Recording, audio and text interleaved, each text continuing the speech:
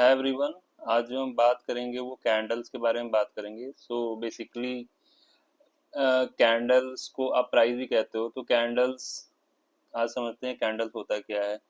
तो सपोज कर लो, अगर कोई भी स्टॉक आपने सपोज कर लो 5 रुपीज़ पे बाई किया, और अगर आप डेली कैंडल देख रहे हो तो, और अगर उसने 3 रुपीज़ पे अगर क्लोज किया, तो दैट मीन्स कि that would be a bearish candle. वो जो कैंडल बनेगी वो रेड कैंडल बनेगी, क्योंकि यहाँ पर जो कैंडल की ओपनिंग हुई वो 5 रुपीज़ के आसपास हुई, एंड जो क्लोजिंग हुई वो 3 रुपीज़ के आसपास हुई। ठीक है, तो ये वाली जो कैंडल बनेगी आपकी, ये रेड कैंडल बनेगी।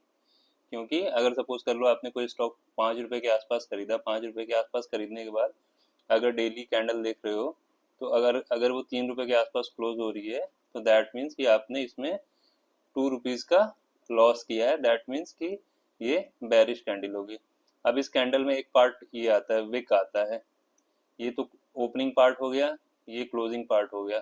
अब यहाँ पर विक विक का मतलब क्या होता है कि सपोज कर लो मार्केट यहाँ ओपन की 5 रुपीज़ से, 5 रुपीज़ के बाद ये इसने जो हाई लगाया वो 7 रुपीज़ के आसपास का हाई लगाया, और इसने जो लो लगाया वो 1 रुपीज़ के आसपास का लो लगाया। तो बट यहाँ पर क्लोज नहीं हुई, नीचे गई मार्केट, बट अल्टीमेटली क्लोजिंग इसने कितने रुपीज़ पे करा, 3 रुपीज़ के आसपास करा। और ओपन कितने रुपीज़ पे हुआ, 5 रुपीज़ पे, और इसने हाई जो लगाया वो 7 रुपीज़ के आसपास हुआ। ठीक है, तो जब भी जो क्लोजिंग प्राइस होगा वो ओपनिंग प्राइस से अगर कम होगा, तो वो जो कैंडल बनेगी वो रेड कैंडल बनेगी। दैट मीन्स अब बेयरिश कैंडल बनेगी। अगर किसी ने पाँच पाँच रुपये पे कोई भी स्टॉक खरीदा और उसकी क्लोजिंग 3 रुपीज़ पे हो रही है, दैट मीन्स कि उसने 2 रुपीज़ का लॉस किया है। अब उसके अपोजिट होता है बुलिश कैंडल। बुलिश कैंडल क्या होती है, सपोज कर लो किसी स्टॉक की ओपनिंग हुई 2 रुपीज़ के आसपास, एंड जो उसकी क्लोजिंग हुई वो 5 रुपीज़ के आसपास हुई। ठीक है, 5 रुपीज़ के क्या आसपास, या 5 रुपीज़ के आस 5 रुपीज़ को हुई। दैट मीन्स कि अगर किसी ने 2 रुपये पे खरीदा और 5 रुपीज़ पे अगर क्लोज हुआ, तो उसको 3 रुपीज़ 3 रुपीज़ का गेन हुआ। ठीक है, तो ये वाला पार्ट जो होगा, ये वाला पार्ट, ये पार्ट जो होगा, इसको हम कहते हैं बॉडी, कैंडल की बॉडी कहते हैं। अब ये हो सकता है कि अगर डेली कैंडल देख रहे हो, तो ये हाई 7 रुपीज़ का लगा सकता है, ये लो जो लगा सकता है 1 रुपीज़ का लगा सकता है। तो इस वाले पार्ट को आप क्या कहते हो, विक कहते हो। विक, इस वाले पार्ट को आप विक कहते हो। तो अगर आपने 2 रुपीज़ पे खरीदा एंड क्लोजिंग इसकी इसकी 5 रुपीज़ के आसपास हुई, तो आपको इसमें 3 रुपीज़ का प्रॉफिट हुआ। दैट मीन्स कि ये ग्रीन कैंडल बनेगी, बुलिश कैंडल बनेगी। तो जब भी आपके पास अगर ग्रीन कैंडल बनती है तो उसको बुलिश कैंडल कहते हैं। जब भी आपके पास रेड कैंडल बनती है तो बेरिश कैंडल कहते हैं। तो यहाँ पर बेसिकली, यहाँ पर जो सेलर सेलर जो है डोमिनेट कर रहे हैं। बायर्स ने यहाँ पर किसी स्टॉक की ओपनिंग हुई 5 रुपीज़ के आसपास, बायर एंड सेलर में फाइट हुआ और सेलर ने इसको ले जाके नीचे क्लोज किया। दैट मीन्स कि सेलर्स यहाँ पर डोमिनेट कर रहे हैं। इस वाले केस में क्या हुआ, बुलिश वाले केस में क्या हुआ कि यहाँ पर स्टॉक की ओपनिंग हुई 2 रुपीज़ के आसपास, ये, और यहाँ पर बायर्स डोमिनेट कर रहे थे, तो इन्होंने बायर्स ने जो है इसको 5 रुपीज़ के आसपास ले जाके क्लोज किया। दैट मीन्स कि मतलब यहाँ पर डिमांड ज़्यादा था, यहाँ पर सप्लाई ज़्यादा थी और यहाँ पर डिमांड ज़्यादा था। तो ये जो इस इसको बेरिश कैंडल कहेंगे, इसको बुलिश कैंडल कहेंगे। अब बहुत सारे टाइप की कैंडल्स होती हैं, like bullish engulfing, hammer, Moru candle, bullish अरामी कैंडल। तो आज एक सिंपल एक कैंडल की बात करते हैं, जो कि हैमर। हैमर में क्या होता है, हैमर जो होता है ट्रेंड ट्रेंड ट्रेंड ट्रेंड को चेंज करता है, या काउंटर ट्रेंड लेके आता है। सपोज कर लो कोई स्टॉक गिरे जा रहा है, गिरे जा रहा है, गिरे जा रहा है, तो यहाँ पर क्या होगा, यहाँ पर एक हैमर कैंडल बनेगी। तो हैमर कैंडल किस टाइप की होती है, इस टाइप की होती है। ये ये रेड भी हो सकती है, ग्रीन भी हो सकती है। तो हैमर में क्या होता है कि सपोज कर लो कोई स्टॉक गिर रहा है, नीचे आ रहा है, नीचे आ रहा है, तो अगर ट्रेंड चेंज होता है तो हम पर्टिकुलरली किसी किसी टाइप की कैंडल पैटर्न देखते हैं, जैसे बुलिश एंगल्फिंग देखते हैं, मारूबोजू कैंडल देखते हैं, हैमर देखते हैं, बुलिश एंगल्फिंग देखते हैं, बुलिश हरामी देखते हैं।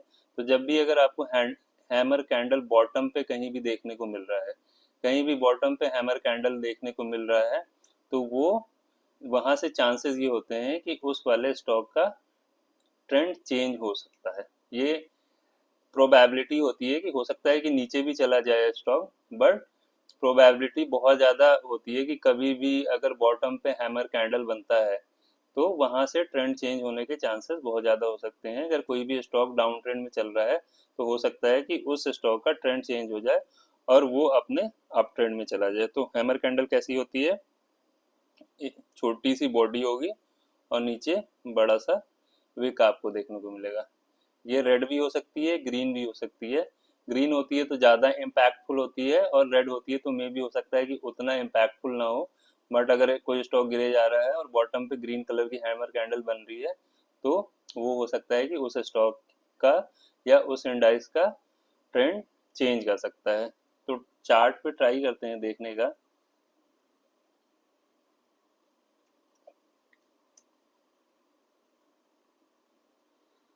बुलिश कैंडल या बेरिश कैंडल, तो निफ्टी में देखते हैं। मैंने कहीं निकाल के नहीं रखा है, एक टेस्ट करते हैं कहीं अगर मिलता है तो हमें हैमर कैंडल।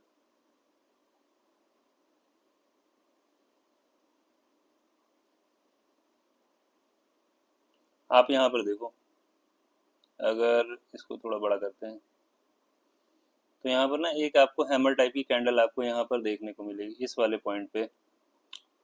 ये कैंडल जो है रेड में है, बट इसने भी अगर आप देखोगे तो ये यहाँ से गिरते निफ्टी यहाँ से गिरते चले आ रहा था और यहाँ पर एक हैमर कैंडल बनी, और हैमर कैंडल बनने के बाद यहाँ से ट्रेंड चेंज हुआ। ठीक है, ये कैंडल बनने के बाद ऊपर भी गई, नीचे भी गई, और नीचे जाने के बाद दोबारा से यहाँ पर बॉटम पे हैमर कैंडल आपको देखने को मिल रही है, और यहाँ से दोबारा से ट्रेंड चेंज हुआ और इसको कहीं ना कहीं ये मार्केट इसको ऊपर लेके गई। और कहीं देखने का ट्राई करते हैं हैमर कैंडल अगर मिलता है तो।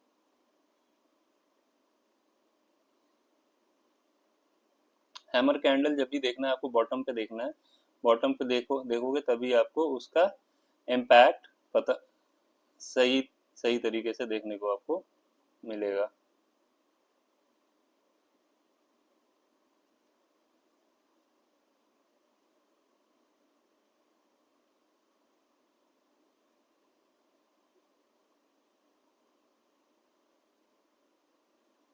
अब ये देखो, यहाँ से अगर ये देखोगे निफ्टी गिरी यहाँ से, और यहाँ पर किस टाइप की कैंडल बनी, हैमर बनी, और हैमर बनने के बाद यहाँ से क्या हुआ, ट्रेंड चेंज हुआ। तो इस तरीके से अगर आप देखोगे तो यहाँ से भी अगर आप निफ्टी गिरते चले हुए आ रही है, और निफ्टी गिरने के बाद यहाँ पर एक हैमर कैंडल बनी। ठीक है, अगेन ऊपर गई बट यहाँ पर इसका स्टॉप लॉस हिट हो गया। अगेन यहाँ नीचे आने के बाद आपको यहाँ पर हैमर की कैंडल देखने को मिल रहा है, और हैमर कैंडल बनने के बाद आप देखो कि यहाँ से इसका पर्टिकुलरली ट्रेंड चेंज हुआ। ठीक है, तो इस तरीके से आपको चार्ट पे कहीं ना बॉटम पे आपको हैमर कैंडल ढूंढनी है, और हैमर कैंडल का काम क्या होता है, वो डाउन ट्रेंड को अप ट्रेंड में चेंज करता है। So this is all about for today. Thank you so much everyone.